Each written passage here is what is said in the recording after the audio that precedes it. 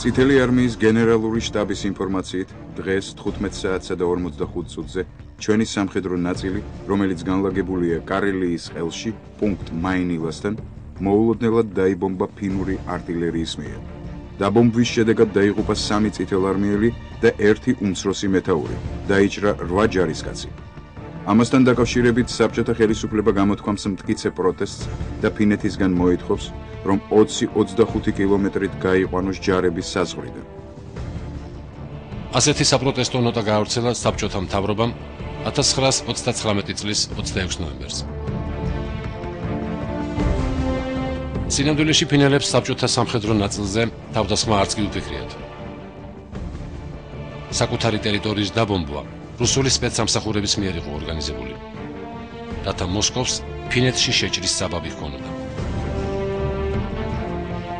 Soviet historiography of course saw that it was the Finnish. საბჭოთა ისტორიოგრაფია რასაკვირველია ირწმუნება, რომ საბჭოთა კავშირს ფინეთი დაესხა თავს.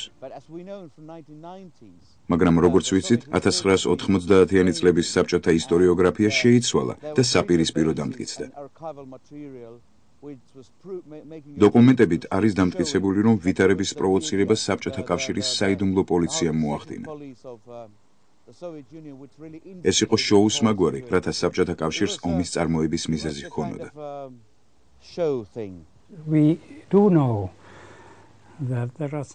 ჩვენ ვიცით, რომ რუსებმა თვითონ ისრულეს მაინილაში. მაგრამ დღემდე არ ვიცით, სინამდვილეში თუ ვინ განახორციელა საბჭოთა მხრიდან უშუალოდ ეს ოპერაცია. ჩვენ დანამდვილებით მხოლოდ ის ვიცოდით, რომ ეს იყო მთავრობის მიერ დაგეგმილი. ანდრეი ჟდანოვის არქივში ინახება მაინილას ინციდენტის სამსახველი ნამდვილი გეგმა. ჟდანოვი იმ დროს კომუნისტური პარტიის პირველი მდივანი იყო ლენინგრადში. ეს საკითხი ღია ისტორიულ საკითხად რჩებოდა დიდი ხნის მანძილზე. საბჭოთა კავშირი არ აღიარებდა მას. მხოლოდ 90-იანების დასაწყისში აღიარეს, რომ ეს იყო პროვოკაცია. თავად რუსმა ისტორიკოსებმა თქვეს, რომ ეს თავდასხმა საბჭოთა მხარემ განახორციელა. ფინურმა მხარემ საბჭოთა კავშირს ინციდენტის ერთობლივი გამოძიება შესთავაზა. თუმცა კრემლმა ეს წინადადება არც კი განიხილა. 29 ნოემბერს მოსკოვში ფინეთის ელჩი კოსკინენი საგარეო საქმეთა სახალხო კომისარიატში გამოიძახეს, სადაც მას ნოტა გადასცეს. ნოტაში ეწერა, რომ ფინეთის პროვოკაციული ქმედების გამო საბჭოთა კავშირს აღარ შეუძლია ნორმალური ურთიერთობა გააგრძელოს ჰელსინკისთან და მასთან ყველა სახის დიპლომატიურ კავშირს წყვეტს. ეს ომის დაწყებას ნიშნავდა. მსოფლიო ისტორიაში მრავლად არის მაგალითი, როდესაც მცირეერი სიმამაცისა და უდრეკელობის სიმბოლო ხდება. მსგავს შემთხვევებში ერის გადაჩენას არა ჯარისკაცების სიმრავლე, არამედ სულის სიმტკიცე და სამშობლოს უსაზღურო სიყვარული განაპირობებს. მე-20 საუკუნეში ამის მაგალითი ფინეთი გახდა. ქვეყანამ, რომლის მოსახლეობაც მხოლოდ 5 მილიონია, უზარმაზარი საბჭოთა არმიის შეკავება დიდწილად პატრიოტიზმისა და გამძლეობის ხარჯზე მოახერხა. მიუხედავად იმისა, რომ რუსეთმა ფინეთის მნიშვნელოვანი ტერიტორია მიისაკუთრა, ფინელმა ხალხმა შეენარჩუნა მთავარი დამოუკიდებლობა. ფინეთმა არ დაიჩოქა. როგორ მოახდინა პატარა ქვეყანამ სასწაული და რა ხდებოდა აქ 1939-40 წლების ზამთარში. დაალმისოთა ზამთრის ომი ფინურად.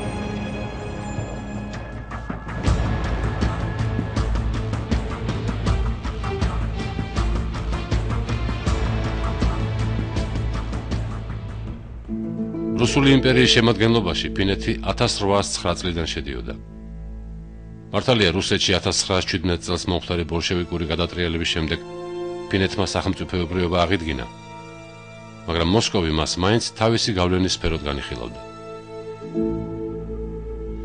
1918 წელს ადგილობრივმა კომუნისტებმა კრემლის მხარდაჭერით შეიარაღებული აჯანყება მოაწყვეს და დედაქალაქ ჰელსინკისთან ერთად ქვეყნის მნიშვნელოვანი ნაწილი დაიკავეს.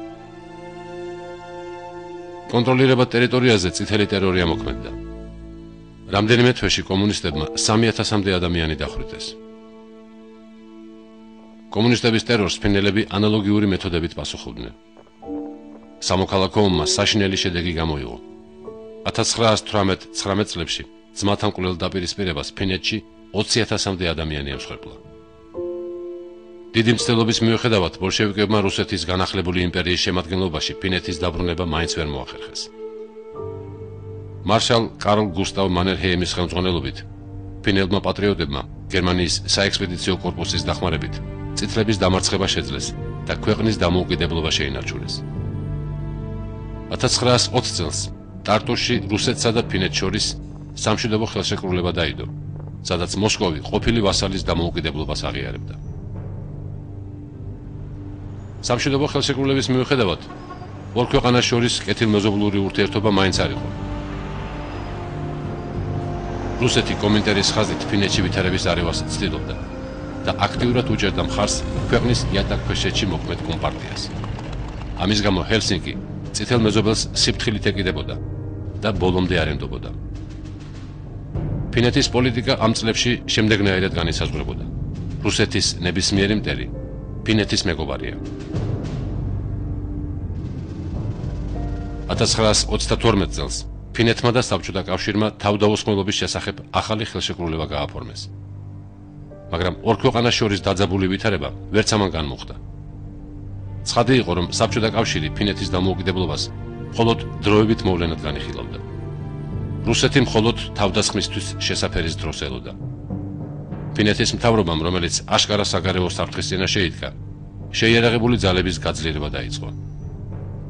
1935 წლიდან მოყოლებული სამხედრო აღჭურვილობის შესაძენად ქვეყნის ბიუჯეტის 25% იხარჯებოდა. Finnish army was not well equipped before the winter war broke. გასული საუკუნის 30-იან წლებისთვის ომის დაწყებამდე ფინური არმია არ იყო სათანადოდ შეიარაღებული. ჩვენ არ გქონდა артиლერია, ტანკები და ჯავშან ტექნიკა. გვაკლდა საბრძოლო მასალა, ჭურვები. ფინელთა ძალას საერთო სულისკვეთება წარმოადგენდა. ყველა მზად იყო ნებისმიერი საშუალებით დაეცვა ქვეყანა.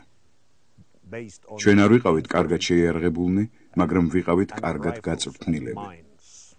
We were not well equipped but well trained. There were more recruits than weapons. ფინეთს უფრო მეტი ახალწეული ჰყავდა ვიდრე იარაღი. იარაღიც ძველი იყო, რუსული მოდელი, პირველი მსოფლიო ომიდან. თუმცა რუსების უმეტესობასაც ასეთივე იარაღი ჰქონდა. ფინელებს არ გააჩნდათ თანამედროვე ტანკები. ჩვენი იარაღი მხოლოდ საზრიანობა იყო. აგრეთვე მცირე იყო სამხედრო ფლოტიც. დაახლოებით 2 სანაპირო დაცვის საბრძოლო ხომალდი და 2 პატარა გემი. ზამთრის ომისთვის ფინური ფლოტი არ იყო მნიშვნელოვანი.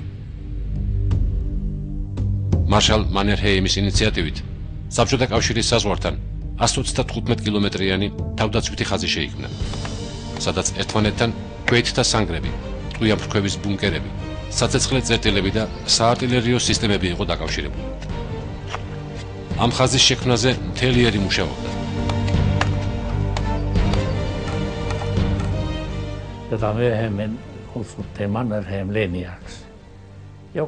ბევრმა მიაშურა მაშინ მანერჰეიმის ხაზის მშენებლობას. ყოველ დღე აქ მოდიოდნენ ადამიანები მახლობელი სოფლებიდან და რაიონებიდან და ნებაყოფლობით ასრულებდნენ სხვადასხვა სამუშაოს.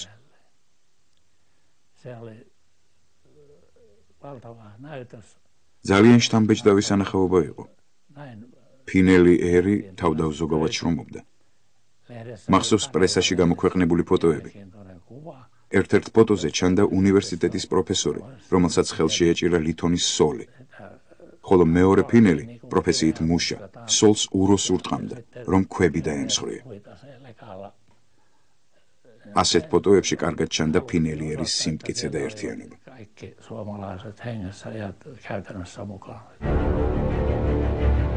1938 წლიდან საბჭოთა კავშირმა ფინეთთან მოლაპარაკებათა სერია დაიწყო, რომელიც ფინეთში რუსული სამხედრო გავლენის ზრდას ითვალისწინებდა. ბოლშევიკები ფინელებს გარეშე მტრებთან ერთობლივ ბრძოლას და თავდაცვის სფეროში თანამშრომლობას თავაზობდნენ. კრემლი ფინეთის ყურეში რამდენიმე კუნძულის 30 წლიანი იჯარით გადმოცემას მოითხოვდა. საბჭოთა კავშირი ამ კუნძულებზე სამხედრო ბაზების მოწყობას გეგმავდა. ფინეთმა, რომელიც ნეიტრალურ სახელმწიფოს წარმოადგენდა, ეს წინადადება მიუღებლად ჩათვალა და სამხედრო თანამშრომლობაზე უარი განაცხადა.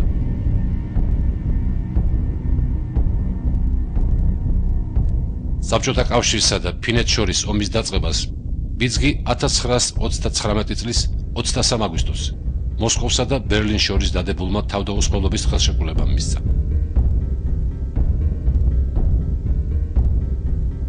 მოლოტოვ-რიბენტროპის პაქტის საიდუმლო ნაწილში ნაცისტებმა და კომუნისტებმა ევროპა გადაინაწილეს. ამ გადანაწილებით ფინეთი ბალტიისპირეთის ქვეყნებთან ერთად საბჭოთა კავშირის ინტერესების სფეროში აღმოჩნდა. შემოდგომაზე მოსკოვმა ლატვიის, ლიტვის და ესტონეთის მცოცავი ოკუპაცია დაიწყო. კრემლის ზეწოლით ბალტიისპირელები იძულებულები გახდნენ ხელი მოეწერათ შეთანხმებაზე, რის საფუძველზეც 1939 წლის ოქტომბრის დასაწყისში სამივე ქვეყანაში საბჭოთა სამხედრო ბაზები განლაგდა. As we know what the Baltic states did, they said yes. ბალტიის ქვეყნები დათანხმდნენ საბჭოთა პირობებს და მიიღეს საზარელი შედეგი. ანუ თუ არ იბრძოლე, ყველაფერს დაკარგავ. როგორც შემდეგ აღმოჩნდა, ჩვენ სწორად მოვიქეცით. ეს განსაკუთრებით 1940 წელს გამოჩნდა, როდესაც ბალტიის სამივე ქვეყანა გაასაბჭოეს. რა მიიღეს მათ შედეგად? სამივე ქვეყნის ელიტა მოისპო. ხალხი ციმბირში გადაასახლეს. კომუნისტებმა გაანადგურეს საზოგადოება და ეს ყველაფერი მხოლოდ იმიტომ, რომ მათ არ იბრძოლეს.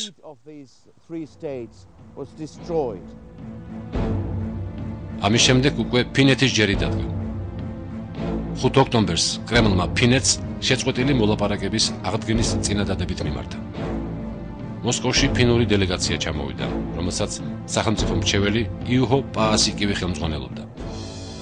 მოლაპარაკების პროცესი ერთი თვე მიმდინარეობდა. მეორე მსოფლიო ომის დაწყებასთან დაკავშირებით საბჭოთა კავშირი ფინეთს ერთობლივ თავდაცვას სთავაზობდა. თუმცა ფინეთმა ეს შეთავაზება კვლავ უარყო. კრემლმა მეორე წინადადება წამოაყენა. საბჭოთა კავშირი ლენინგრადის უსაფრთხოების უზრუნველსაყოფად ფინური მხარისგან კარელიის ყელთან სახელმწიფო საზღვრის გადაწევას მოითხოვდა. ასეთ შემთხვევაში ფინეთი მთლიანად კარგავდა მანერჰეიმის დაცვით ხაზს, ლადოგის ტბას და ვიიპურის რეგიონს. გარდა ამისა, სამხედრო ბაზის მოსაწყობად საბჭოთა კავშირი 30 წლიანი იჯარით ნახევარკუნძულ ჰანკოს და ფინეთის ყურეში მდებარე კუნძულების გადაცემას ითხოვდა. ამის სანაცვლოდ მოსკოვი ჰელსინკის კომპენსაციის სახით კარელიის ტერიტორიაზე 250 კილომეტრიან ზოლს თავაზობდა, რომელსაც არავითარი სტრატეგიული ღირებულება არ გააჩნდა. Karelian Isthmus. Soviet Union would like to have საბჭოთა კავშირს კარელიის ყელის დიდი ნაწილის ხელში ჩაგდება უნდოდა. ეს კი იმას გამოიწვევდა, რომ ფინეთი მთავარ დამცავ ხაზს დაკარგავდა და იგი ახალი საზღვრის მიღმა დარჩებოდა. ამიტომ ამის დათმობა არ იყო ადვილი. ფინელები არ ენდობოდნენ საბჭოთა კავშირს, თუმცა ისიც უნდა ითქვას, რომ უნდობლობას ორივე მხრიდან ჰქონდა ადგილი. ამრიგად ეს იყო ერთ-ერთი პუნქტი, რომელზეც მხარეები ვერ თანხმდებოდნენ და იყო კიდევ ჰანკო. ფინელებს არ სურდათ ზურგს უკან რუსული სამხედრო ბაზის ხილვა, რადგან მათ უკვე იცოდნენ თუ რა მოხდა ბალტიისპირეთში და იცოდნენ, რომ ბედნიერება არ ელოდათ თუ იგივე განმეორდებოდა ფინეთშიც. ამრიგად ჰანკო მთავარი წერტილი იყო. ჩვენ რუსებისთვის ამ ბაზის მიცემას არ ვაპირებდით. ფინური მხარე ტერიტორიების ასეთ წამგებიან გაცვლას არ თანხმდებოდა. ჰელსინკიმ კატეგორიული უარი განაცხადა ნახევარკუნძულ ჰანკოსა და ბალტიის ზღვაში მდებარე კუნძულების იჯარაზეც, რადგან ეს მოსკოვს ფინეთის სწრაფი ოკუპაციის შესაძლებლობას აძლევდა. 13 ნოემბერს პაასიკივის დელეგაციამ მოლაპარაკება შეწყვიტა და ჰელსინკიში დაბრუნდა. We should not give any inch to our land to anyone. That we are not ჩვენი მიწის მცირე ნაწილის მიცემასაც არ ვაპირებდით. საერთო განწყობა იყო ისეთი, რომ არ უნდა დაგვედო ეს შეთანხმება სტალინთან. რატომ უნდა გაგვეყიდა ჩვენი ტერიტორია? ჩვენ არავის ვემუქრებით, ფინეთი ნეიტრალური ქვეყანა იყო და საზოგადოების საერთო აზრიც ნეიტრალიტეტს ემხრობოდა. ბატონ პაასიკივსა და ტანერს, რომლებიც მოლაპარაკებას აწარმოებდნენ საბჭოეთთან, 100%-იანი მხარდაჭერა ჰქონდათ ფინეთის საზოგადოებისგან. ხალხი აცნობიერებდა, რომ იმყოფებოდა ძალიან დაძაბულ ვითარებაში, საშიშ ვითარებაში, მაგრამ საერთო განწყობა იყო, რომ ჩვენი კურსი სწორია და არ უნდა დავდოთ ასეთი შეთანხმება. სექტემბერში, როდესაც მოლაპარაკებები ჯერ კიდევ არ იყო დაწყებული, საბჭოთა კავშირმა ფინეთის საზღვართან საჯარისო ფორმირებების კონცენტრაცია დაიწყო. 3 ნოემბერს, როდესაც მოსკოვისთვის გასაგები გახდა, რომ ფინური მხარე დათმობებზე წასვლას არ აპირებდა, ლენინგრადის სამხედრო ოლქმა და ბალტიის სამხედრო ფლოტმა სრული საბრძოლო მზადყოფნის ბრძანება მიიღო. There was a kind of a feeling that არსებობდა შეგრძნება, როგორც პოკერის თამაშის დროს, რომ ეს ბლეფი იყო. ხალხს სინამდვილეში არ სჯეროდა, რომ ომი იქნებოდა. ყველა ფიქრობდა, რომ საბჭოთა კავშირი მხოლოდ ფინეთის დასაშინებლად იმუქრებოდა. ჩვენ საბჭოთა კავშირისთვის არაფერი დაგვიშავებია და რატომ უნდა შემოჭრილიყვნენ რუსები ფინეთში. აი ასეთი განწყობა იყო. ნოემბრის შუა რიცხვებისთვის ფინეთთან ომის საკითხი უკვე საბოლოოდ გადაწყვეტილი იყო. განისაზღვრა თავდასხმის თარიღიც 30 ნოემბერი. მიუხედავად ასეთი მზადებისა, ბოლშევიკური პროპაგანდა საპირისპიროს ამტკიცებდა. საბჭოთა ხელმძღვანელობა ყველას არწმუნებდა, რომ იგი პატივს სცემს ფინეთის სუვერენიტეტს. მსგავსი განცხადება საგარეო საქმეთა სახალხო კომისარმა ვიაჩესლავ მოლოტოვმა ომის დაწყების წინა დღეს, 1939 წლის 29 ნოემბერსაც კი გააკეთა. იძახიან, რომ ჩვენს მიერ გატარებული ზომები ფინეთის დამოუკიდებლობის წინააღმდეგ არის მიმართული და საბჭოთა კავშირი ცდილობს ჩაერიოს მის საშინაო საქმეებში. ეს ხმები ბინძური ცილისწამებაა. როგორი ხელისუფლებაც არ უნდა იყოს ფინეთში, ჩვენ ვთვლით, რომ იგი დამოუკიდებელი და სუვერენული სახელმწიფოა. ჩვენ მტკიცედ დგავართ იმ პოზიციაზე, რომ ფინელმა ხალხმა საკუთარი შეხედულებით უნდა გადაწყვიტოს თავისი საგარეო და საშინაო საქმეები. ამ განცხადებიდან რამდენიმე საათში საბჭოთა კავშირი ფინეთს თავს დაესხა. 1939 წლის 30 ნოემბერს დილის 9 საათსა და 15 წუთზე ჰელსინკის თავზე საბჭოთა ბომბდამშენები გამოჩნდნენ. 8 თვითმფრინავისაგან შემდგარმა ესკადრილიამ ჰელსინკის ნავსადგურში 600-მდე ფუგასური ჭურვი ჩამოაგდო. პორტის დაბომბვისას რამდენიმე ჭურვი პარლამენტისა და ზოოპარკის სიახლოვესაც დაეცა. ნავსადგურის დაბომბვის შემდეგ რუსულმა ავიაპოლკმა ჭურვები უკვე ქალაქის მჭიდროდ დასახლებულ უბანში ჩამოაგდო. ყველაზე მეტად დაზარალდა ტექნიკური უნივერსიტეტისა და ავტოსადგურს შორის მდებარე ტერიტორია. რამდენიმე წუთში აქ 100-მდე ბომბი აფეთქდა. საავიაციო შტურმის შედეგად 91 მშვიდობიანი მოქალაქე დაიღუპა და 240 დაიჭრა. ამბობენ, ქალაქში ისეთი ძლიერი ხანძარი იყო, რომ იგი ზღვის მეორე ნაპირს მდებარე ტალინიდანაც კი ჩანდა. ჰელსინკისთან ერთად დაებომბა ფინეთის ყველა მსხვილი ქალაქი. საბჭოთა ავიაციამ ჭურვები ჩამოყარა კოტკაში, ოულუში, ვიიპურიში. ავიაციასთან ერთად ფინურ ტერიტორიას ბომბავდნენ სამხედრო ფლოტის ხომალდები. საბჭოთა საზღვაო დესანტმა ომის დაწყების პირველივე დღეს აიღო ბალტიის ზღვაში მდებარე სტრატეგიული კუნძულები.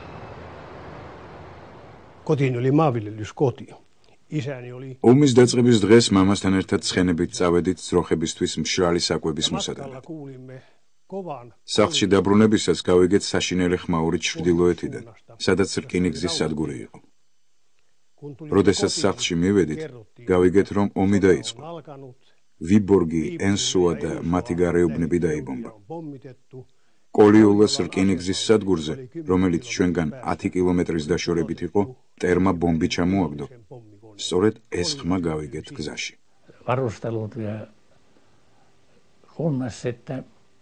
მამამ ფანჯარა გააღო და მახსოვს, როგორ დაიყვირა, ომი დაიწყო. მალე ისიც გავიგეთ, რომ რამდენიმე ქალაქი დაბომბეს. მე სასწრაფოდ გავეშურე კირკონკლიულაში, სადაც ჩვენი ჯგუფის შტაბ-ბინა იყო. ასეთი იყო ომის დაწყება. ომის დაწყებიდან მალე დავიწყეთ საკუთარი სახლებისა და ბინების დაწვა. მტერს ზამთარში საცხოვრებელი რომ არ დარჩენოდა.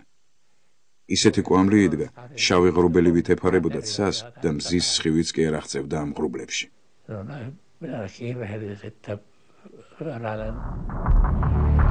ბოლშევიკების თავდასხმამ და მშვიდობიანი ქალაქების დაბომბვამ ფინური საზოგადოების კონსოლიდაცია გამოიწვია. მოისპო ყველა სახის იდეოლოგიური დაპირისპირება. მემარცხენე ძალებმა ერთობლივი განცხადება გამოაქვეყნეს, სადაც აღნიშნული იყო, რომ ფინეთის მუშათა კლასი იარაღით ხელში დაიცავდა სამშობლოს აგრესორისგან.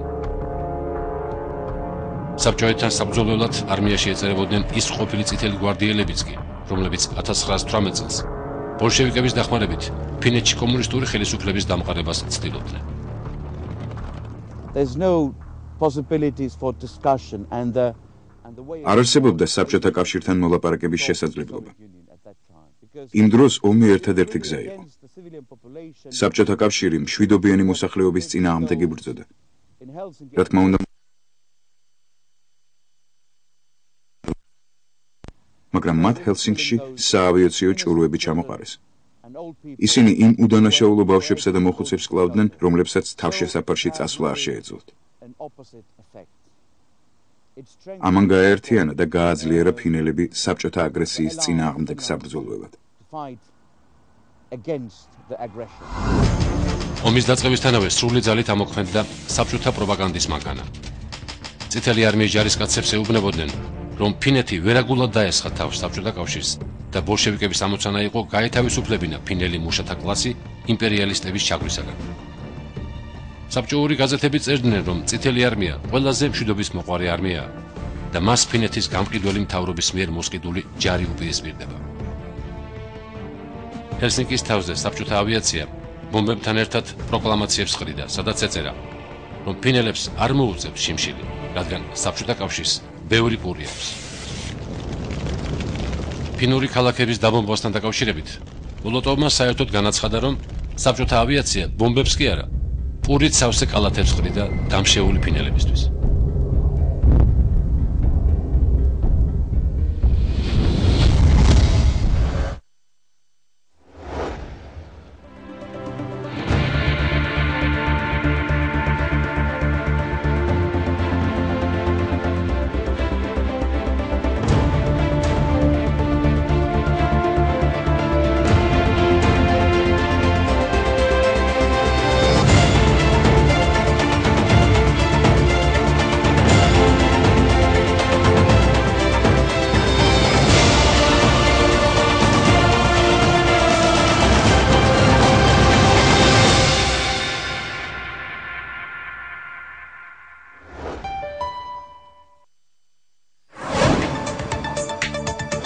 ქუთაისი ტერორისტულ აქტებს გადაურჩეს, სად უნდა აფეთქებულიყო ჰექსოგენი, რასაც ნგრევა და მსხვერპლი მოყვებოდა. უყურეთ მოამბეს ჩვენ პირველები გეტყვით. მივითითოთ ადგილი ზუსტად თუ სადაპირებდით რომბის დადებაზე.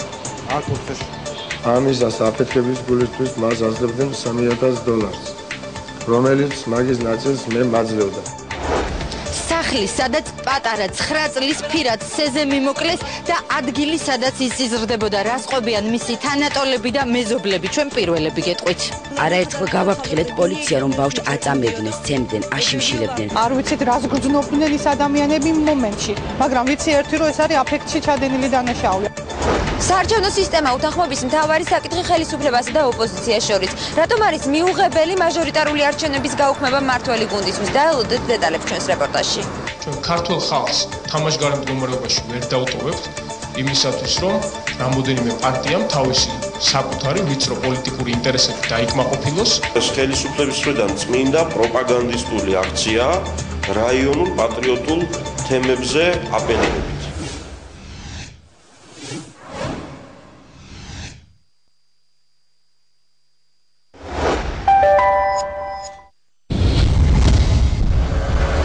$1929 წლის 1 დეკემბერს გაზეთმა პრავდამ გამოაქვეყნა ინფორმაცია, სადაც ეწერა, რომ ფინეთის ქალაქ ტერიოკიში ადგილობრივმა მოქალაქეებმა ბურჟუაზიული ხელისუფლების წინააღმდეგ აჯანყება მოაწყვეს და სახალხო მთავრობა ჩამოაყალიბეს.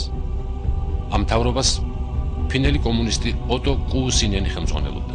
Otto Ville Kuusinen ოტო ვილი კუსინენი კომინტერნის ერთ-ერთი მოხელე და კარელიის მმართველი იყო. მე ვგულისხმობ რუსეთის კარელიას, სადაც საკმაოდ ბევრი ფინელი ცხოვრობდა. ამ მთავრობის უმეტესობას ფინელი კომუნისტები შეადგენდნენ, რომლებიც რუსეთში 1918 წელს გავიდნენ. არსებობს დოკუმენტები რუსეთის საგარეო საქმეთა სამინისტროს არქივებში, ანდრეი ჟდანოვის არქივში, სადაც ასახულია გეგმა თუ როგორ უნდა დაამხონ ფინეთის პარლამენტი, მთავრობა, როგორ უნდა შექმნან ვითომ სახალხო ფრონტი. გეგმაში იყო პოლიციის განიარაღება, აქტიური პატრიოტების დაპატიმრება. ეს იგივე ტაქტიკა იყო, რომელიც 1940 წლის ზაფხულში ბალტიის ქვეყნებში გამოიყენებოდა. მაგრამ პირველად მისი განხორციელება ფინეთში იგეგმებოდა.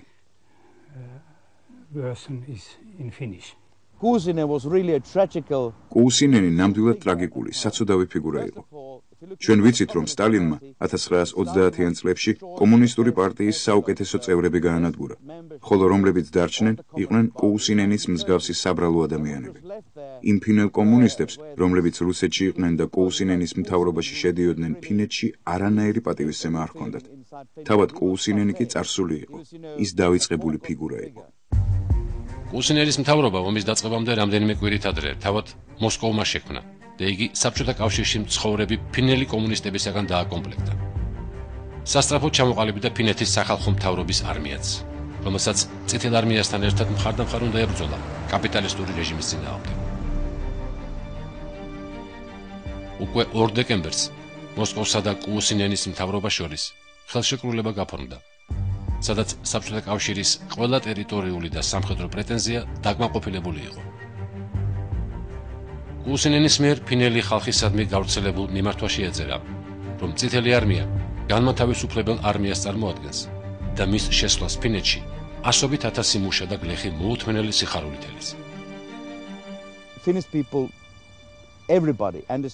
ფინელ ხალხს ყველას ესმოდა, რომ ეს საბჭოთა პროპაგანდა, რომ საბჭოთა კავშირი ნამდვილად არ ცდილობდა ფინეთთან მშვიდობის მიღწევას, არამედ ცდილობდა ფინეთის სამართავად ყოლოდა საკუთარი მარიონეტული მთავრობა. ამრიგად, კუსინენის მთავრობის პროკლამაციები ფინელებმა ტუალეტის ქაღალდად გამოიყენეს. რა თქმა უნდა, რუსები პროპაგანდით ცდილობდნენ მიემხროთ საზოგადოების მემარცხენე ნაწილი, მაგრამ მათი ეს წამოწყება სრული წარუმატებლობით დასრულდა.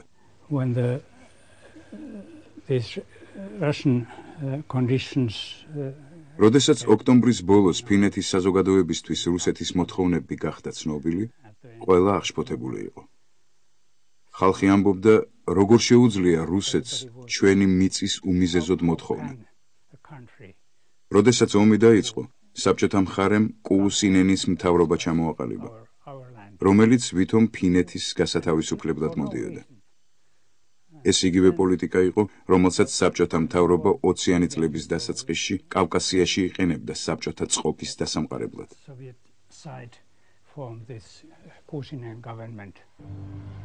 ფინეთში დაწყებულმა ომმა საბჭოთა კავშირის საერთაშორისო იზოლაცია გამოიწვია.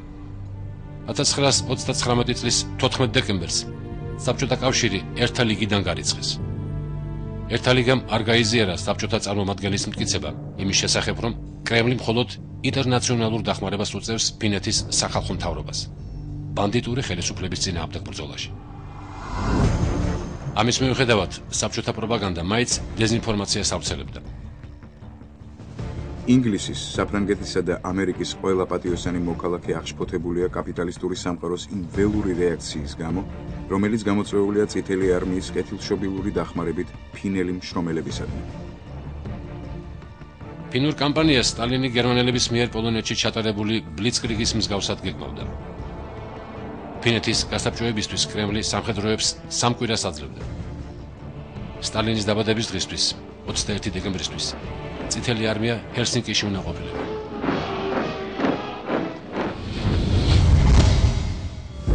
წარმატების მისაღწევად ბოლშევიკებმა უდიდეს სამხედრო ძალას მოუყარეს თავი. საბჭოთა კავშირი მოწინააღმდეგეს 4 არმიით უტევდა, სადაც 9 მილიონამდე ჯარისკაცი იყო თავმოყრილი.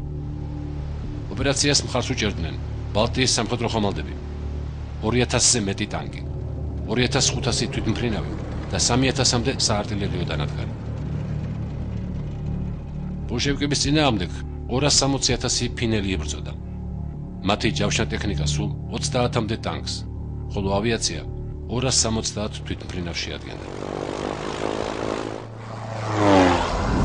საბჭოეთის მთავარი დარტყმა კარელიის ყელზე ხორციელდებოდა. ძირითადი ამოცანა ფინელთა თავდაცვითი ხაზის გარღვევა და ჰელსინკიზე გზის გახსნა იყო.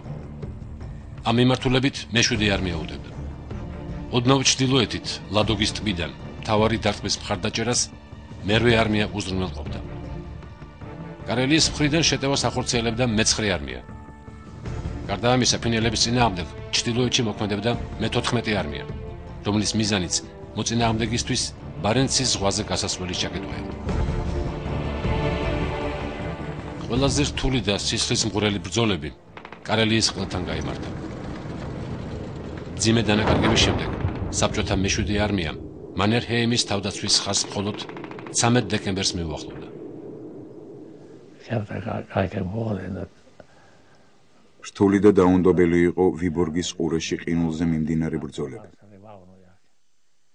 ძალიან მძიმე პერიოდი იყო. საზღვარი უნდა დაგვეცვა როგორც თხისით, ისე ღამით და ისეთი ძლიერი ყინვა იყო, რომ ძალიან გვიჭირდა.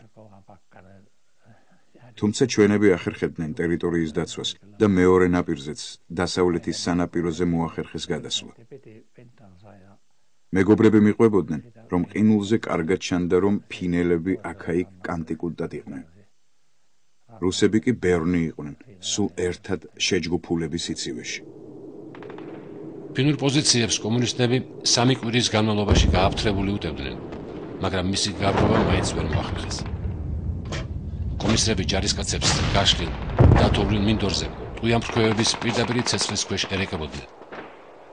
ფინური სანგრების წინ დაღუპული წითელარმიელების მთა იდგა.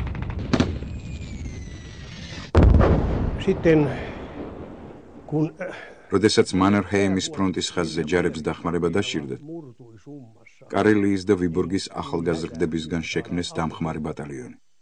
16, 17, 18 წლის ბიჭები ვიყავით. მე 17 წლის ვიყავი. ჩვენი მისია იყო გამოცდილი სამხედროების დახმარება. დღე და ღამე გარეთ ვიყავით ყოველგვარი თავშესაფრის გარეშე 35 გრადუსიან ყინვაში. ბევრს ფეხის თითები მოეყინა. შემდეგ დაიწყო მტრის შეტევა ტანკებით. ჩვენზე ურას ძახილით მოდიოდნენ და ჩვენი ბატალიონიც მზად იყო ხელჩართულ ბრძოლაში ჩასაბმელად. ჩვენ სასაზღვრო ჯარების დამხმარე ძალა ვიყავით და ბრძანება მივიღეთ, რომ თავზე ჩაფხუტები ჩამოგვეცვა. ჩვენმა გამოცდილმა სამხედროებმა შეტევა მოიგერიეს და რუსებს ტანკები დაუწვეს, ხელნაკეთი ტანკსაწინააღმდეგო ყუმბარებით და მოლოტოვის კოქტეილებით. რუსებმა უკან დაიხიეს. დეკემბრის ბრძოლებისას მე-7 და მე-8 არმიამ მოკლულების, გაყინულების და დაჭრილების სახით პირადი შემადგენლობის თითქმის 40% დაკარგა. ასეთი მსხვერპლის მიუხედავად, მთავარ მიმართულებაზე ბოლშევიკებმა წინ მხოლოდ 25-40 კილომეტრით წაიწიეს. სტალინის დაბადების დღეზე გეგმის შესრულება ვერ მოხერხდა. თუმცა ყველაზე დიდი კატასტროფა ბოლშევიკებმა კარელიის ფრონტზე, სუომოსალმის რაიონში განიცადეს. სუომოსალმი ფინეთის ჩრდილო-აღმოსავლეთითაა. ზაფხულში აქ მშვენიერი პეიზაჟია. ზამთარში კი ტემპერატურა -30 გრადუსამდე ეცემა და ირგვლივ ყველაფერი იყინება. 1939-40 წლების ზამთარში საბჭოთა არმიასა და ფინურ ნაწილებს შორის აქ დიდი ბრძოლა გაიმართა. ამ მიმართულებით წარმატებული შეტევის შემთხვევაში რუსეთი ფინეთს შუაზე გაჭრიდა და მანერჰეიმის დაცვით ხაზს ზურგში მოექცეოდა. შეტევის მთავარი მიზანი ფინური ნავსადგური ოულუ იყო, რომელიც ამავე დროს ქვეყნის ცენტრალურ სარკინიგზო კვანძს წარმოადგენდა. მეტწილად სწორედ ამ პორტიდან მარაგდებოდა ფინეთი შეიარაღებით და ომისთვის საჭირო რესურსებით.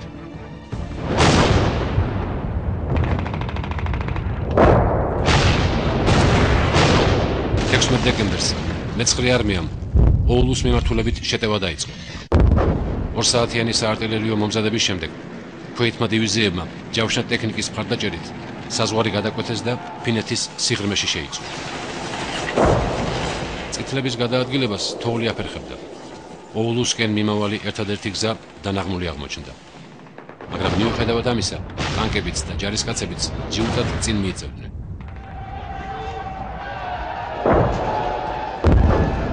ფინელებმა მეცხრე არმიის წინააღმდეგ პარტიზანული მეთოდი გამოიყენეს.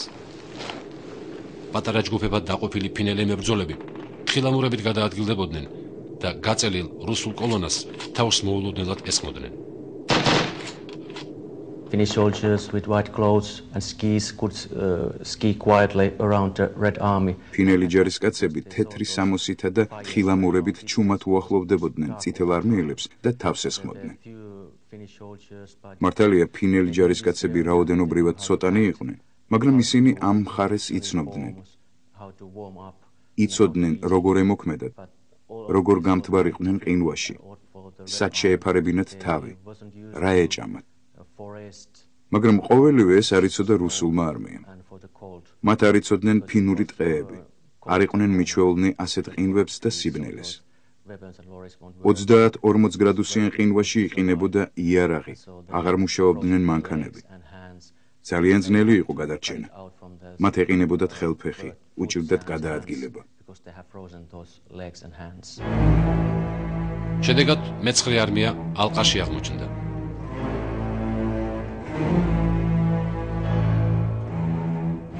ალყის გასარღვევად კარელიის ფრონტზე ამავე არმიის 44 დივიზია გაიგზავნა. მაგრამ მასაც იგივე ბედი ეწია.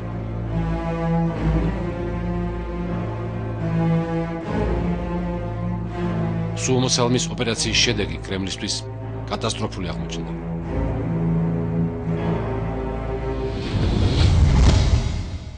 ფინელებმა რუსეთის მეცხრე არმიის დივიზია 8 კილომეტრიან მონაკვეთში გამოკეტეს და ერთ თვეში თითქმის ყველა გაანადგურეს. რუსებმა მხოლოდ მოკლულთა სახით 20,000-ზე მეტი ჯარისკაცი დაკარგეს, ვინც ტყვიას გადაურჩა, ყინვამ იმსხვერპლა. როდესაც დაღუპულთა რაოდენობას 20,000 ასახელებ, ადამიანისთვის ეს უბრალოდ სტატისტიკაა, იგი მას ვერ აღიქვამს. ამ ციფრის უკეთ გასაცნობიერებლად სუომოსალმისთან სპეციალური მინდორი მოაწყვეს. ამ მინდორზე 20,000 ქვა დევს. ერთი ქვა, ერთი ადამიანის სიცოცხლე.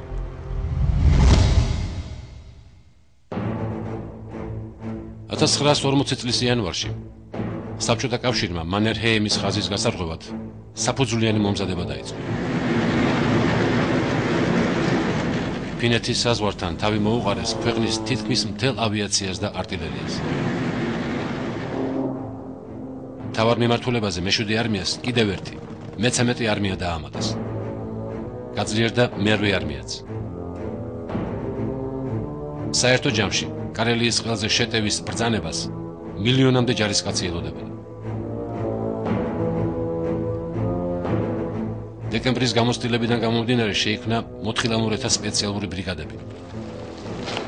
არმიაში შემოიღეს ცნობილი 100 გრამი, რომელსაც მებრძოლებს შეტევის წინ ურიგებდნენ. პირველ თებერვალს წითელმა არმიამ მანერჰეიმის ხაზზე მასირებული საარტილერიო შეტევა მიიტანა.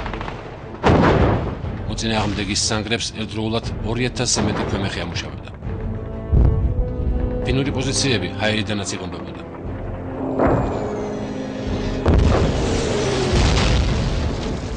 Olimme nuoria poikia. Meillä oli hyvin huono sotilaskoulutus. ჩვენ ახალგაზრდები ვიყავით, პატარა ბიჭები და სამხედრო განათლება არ ჰქონდა. ვცდილობდით ერთმანეთი გაგვეტანა. იყო შიშიც. ძნელი არ შეგეშინდეს, როდესაც მახლობლად ყუმბარა ფეთქდება. მაგრამ სულ ჰქონდა იმის რწმენა, რომ მართალ საქმეს ვემსახურებით და ეს ძალასა და სიმამაცეს ვუმატებდა.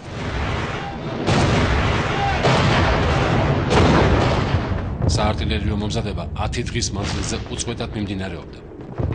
მარტო ერთი დღის განმავლობაში საბჭოთა არტილერია ფინური თავდაცვითი ხაზის მიმართულებით საშუალოდ 12,000 ჭურს ისროდა.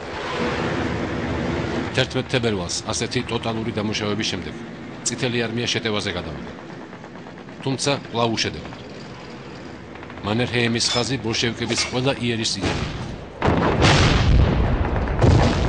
პირველად ფინურ კამპანიაში ქვეითების მხარდასაჭერად საბჭოთა კავშირმა მსხვილი სატანკო ნაწილები ჩართო. ზამთრის ომის დროს ფინეთის არმიის შეიარაღებაში ძირითადად ინგლისური წარმოების ტანკი ვიკერსი იყო. მას ნიუკასლის ქარხანაში ამზადებდნენ.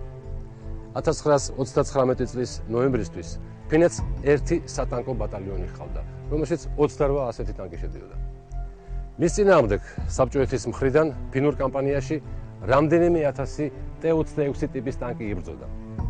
მიუხედავად ასეთი უპირატესობისა, ზამთრის ომში ფინეთმა სულ 8 ტანკი დაკარგა. მაშინ, როდესაც საბჭოეთის დანაკარგი 2300 მანქანას აღწევდა.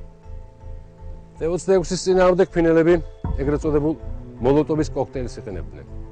კოქტეილი ბენზინისგან და მაზუტისგან შედგებოდა. მას ჩვეულებრივ ბოთლებში ასხამდნენ და ფიტილს უკეთებდნენ. ეს სხვადასხვა ნამდვილი მოლოტოვის კოქტეილია.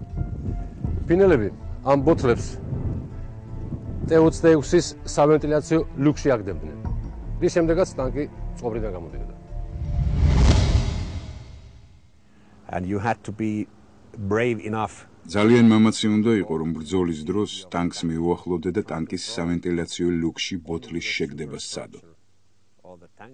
ბოთლი ტანკიდან ძალიან ახლო მანძილზე უნდა გესროლა. რა თქმა უნდა, ეს სიტუაციაზე იყო დამოკიდებული, მაგრამ ძირითადად ტანკი მწყობრიდან რომ გამოგვეყვანა 5-10 მეტრიდან უნდა გესროლა ბოთლი. როდესაც შუშა ტყდებოდა, შიგთავსი ფეთქდებოდა და ტანკის ძრავის განყოფილება იწვოდა. რუსული ტანკების წინააღმდეგ მოლოტოვის კოქტეილს ძირითადად ქვეითი ნაწილების ჯარისკაცები იყენებდნენ. ეს ბრძოლის ძალიან ეფექტური საშუალება იყო. ერთკვირიანი გაუთავებელი შტურმის შემდეგ წითელმა არმიამ 17 თებერვალს ფინური პოზიციების გარღვევა შეძლო. ფინურ ნაწილებს ალყაში მოქცევის საფრთხე დაემუქრა. ამის გამო მარშალმა მანერჰეიმმა უკან დახევის ბრძანება გასცა. თუმცა ბოლშევიკებმა მოწინააღმდეგეს ახალ პოზიციებზე გამაგრების საშუალება აღარ მისცეს. საბჭოთა არმიამ ფინელთა მეორე თავდაცვითი ხაზიც გაარღვია და ქალაქ ვიიპურის მიუახლოვდა. ბოლშევიკებს ჰელსინკის მიმართულებით გზა გაეხსნათ. Silloin minä olin vielä 17-vuotias, mutta yhtenä aamuna მაშინ 17 წლის ვიყავი. ერთ დღეს რუსების 20 კაციანი ჯგუფი დაგვესხა თავს იმ კუნძულზე, სადაც ვიყავით და 6 ბიჭს მოგვიწია მათი მოგერიება. 3 რუსი დაიღუპა ამ ბრძოლაში. მეორე დღეს ჩემი დაბადების დღე იყო. 18 წლის ვხდებოდი. რუსი ჯარისკაცების აერწინაღი და ჩანთა ჩემი დაბადების დღის საჩუქარი გახდა. საბჭოთა კავშირმა ფინეთის გასაბჭოება მაინც ვერ შეძლო. მოსკოვმა რეალურად დაინახა, რომ ფინელი ხალხი ოკუპაციას არ შეურიგდებოდა და ბოლომდე ებრძოლებდა. გარდა ამისა, კრემლი იძულებული იყო ანკარაში გაეწია დემოკრატიული სამყაროსთვის, რომელიც ომის დაწყების პირველივე დღიდან ფინელი ხალხის მხარეს იდგა. 1940 წლის თებერვლის ბოლოს დიდმა ბრიტანეთმა დიპლომატიური არხებით მოსკოვს აცნობა, რომ იგი შეშფოთებულია ფინეთში განვითარებული მოვლენებით. ლონდონი იმედს გამოთქვამდა, რომ საბჭოთა კავშირი არ დაუშვებდა ვითარების კიდევ უფრო გამწვავებას, რაც უცილობრივ გამოიწვევდა კონფლიქტში მესამე ძალის ჩართვას. კრემლს დიდ ბრიტანეთთან ომი ემუქრებოდა. ასეთ შემთხვევაში საბჭოთა კავშირი ძალაუნებურად ნაცისტური გერმანიის ბანაკში აღმოჩნდებოდა. Stalin knew that there was this Western aid, a Western expedition was coming. სტალინმა იცოდა, რომ ფინეთისკენ დასავლეთის დახმარება, დასავლეთის ექსპედიცია მოემართებოდა. სტალინი ფიქრობდა, რომ სინამდვილეში დასავლეთი ვერ შეძლებდა ფინელების დახმარებას. მაგრამ ამავე დროს მას შიში ჰქონდა, რომ შეიძლება მართლა მოუწევდა ბრძოლა დიდი ბრიტანეთის, საფრანგეთისა და შემდეგ, რა თქმა უნდა, შეერთებული შტატების წინააღმდეგ. ეს იყო ის, რისი გაკეთებაც მას არ სურდა. მეორე მხრივ კი, თუ ზავს დადებდა, მას შეეძლო შეენარჩუნებინა წითელი არმიის პრესტიჟი და სახელი. 7 მარტს მოსკოვში საბჭოთა კავშირსა და ფინეთს შორის მოლაპარაკება დაიწყო. კრემლი თანახმა იყო შეეწყვიტა საბრძოლო მოქმედებები, თუ ჰელსინკი მის პირობებს დააკმაყოფილებდა. 12 მარტს მხარეებმა ხელი მოაწერეს სამშვიდობო ხელშეკრულებას, რომლის ძალითაც საბჭოთა კავშირს გადაეცა კარელიის ყელი და ქალაქი ვიიპური. მოსკოვის იურისდიქციაში გადადიოდა ფინეთის ყურის კუნძულები. ასევე ბარენცის ზღვასთან მდებარე პეცამოს ოლქი და ნახევარკუნძულები რიბაჩი და სრედნი. ლადოგის ტბა მთლიანად საბჭოთა კავშირს რჩებოდა. გარდა ამისა, კრემლმა სამხედრო საზღვაო ბაზის მოსაწყობად 30 წლიანი იჯარით მიიღო ნახევარკუნძული ჰანკო. საერთო ჯამში ფინეთმა საკუთარი ტერიტორიის 1/10 დაკარგა.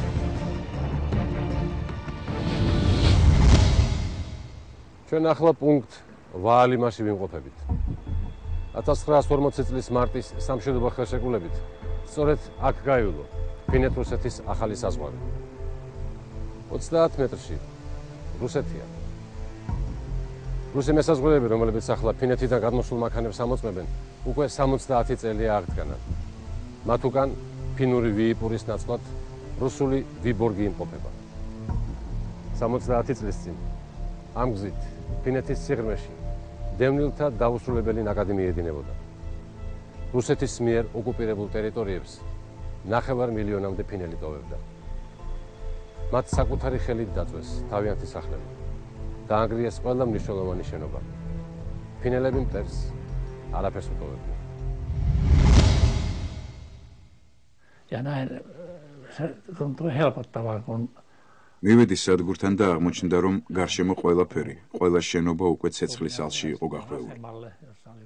შენობაში შევედი. ჩემს ოთახს, საძოლს, ავეჯს საბოლოოდ შევხედე და ვთქვი, ეხლა კი წასვლისდროა.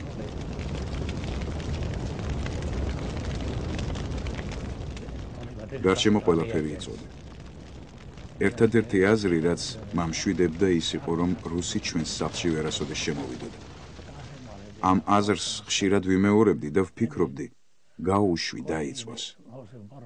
ჩემი ბევრი ნათესავისა თუ ახლობლის საცხოვრებელი უკვე დაიწვა. Monelta meistä tuli kyynel silmään. მახსოვს, ბევრ ჩვენგანს თვალს ცრემლი მოერია. გარეთ გავედი. ცხენით ჩავიარე მშობლიურ უბნებში.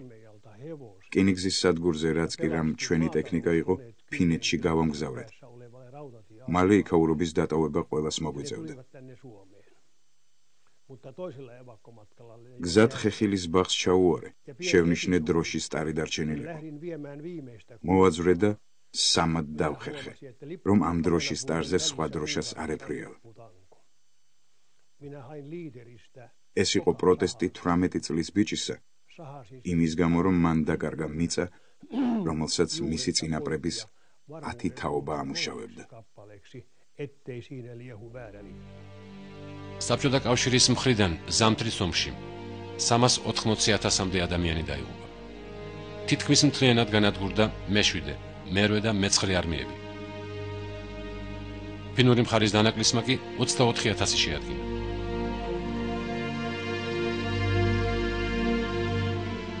ტრაგიკული აღმოჩნდა ფინეთის ტყვეობაში მოხვედრილი რამდენიმე ათასი წითელარმიელის ბედი. ომის დასრულების შემდეგ, როდესაც მხარეებს შორის ტყვეთა გაწვა მოხდა, ისინი პირდაპირ სატვირთო ვაგონებში შეყარეს და როგორც სამშობლოს მოღალატეები, ციმბირის ბანაკებში გაიზრდუმლეს.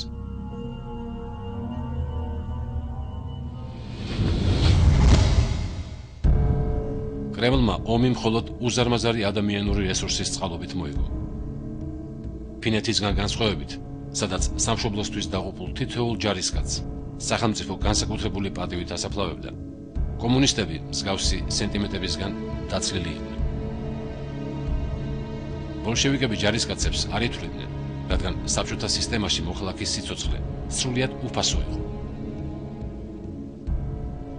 ამბობენ, როდესაც ომის დასრულების შემდეგ სტალინის ფინურ კამპანიაში დაღუპულთა რიცხვი მოახსენეს, იგი კმაყოფილი დარჩა. კოლექტივიზაციის პერიოდში მილიონობით დახოცილთან შედარებით, ზამთრის ომის სტატისტიკა ბელადისთვის ბევრად უფრო მისაღებად გამოიყურებოდა. Прежде всего следует признать, и об этом я уже говорил, что крушение Советского Союза было крупнейшей геополитической катастрофой века.